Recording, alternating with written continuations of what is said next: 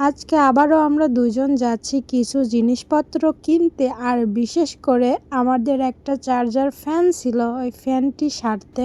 বিশেষ করে কারণ আপনারা তো সবাই জানেন দেশে কারেন্টের কি একটা অবস্থা। তো হেঁটে হেঁটে আমাদের বাড়ির সামনে দিয়ে যাচ্ছি, তো আমাদের পাড়া প্রতিবেশীদের ধান চলে এসেছে।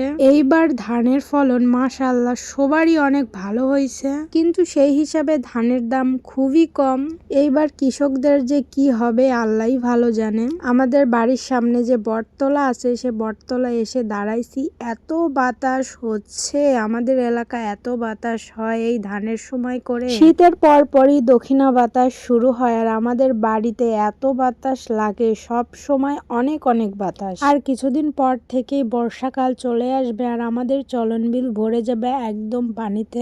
আর বর্ষার সময় মনে হয় একটু বেশি বাতাস হয় আমাদের এলাকায়। তো যাই হোক, আমরা দেখতে দেখতে সিংড়া চলে আসছি। তো আসা পরপরই ভাবলাম ফ্যানটা দোকানে দিয়ে যাই সারার জন্য। তো এসে দেখি সবগুলো দোকানে সবগুলোই চার্জার ফ্যান। এত কারেন্ট যাচ্ছে আসছে যে চার্জার ফ্যানের উপরেই মানুষের জীবন এখন টিকে আছে। ওইখানে অনেক ভিড় ছিল, তো ওই দোকানে দেওয়া হয়নি, আর অনেক টাকা দাম চাচ্ছে। তো তারপরে অন্য একটা দোকানে আমরা ফ্যান দিয়ে এসে এইদিকে এসে কিছু জিনিসপত্র কিনলাম। এইদিকে বলতে পানপট্টি। তো এইদিকে এসে কিছু জিনিসপত্র কিনা পর ভাবলাম একটু জয়ের মিষ্টান্ন ভান্ডার থেকে কিছু মিষ্টি খেয়ে যাই।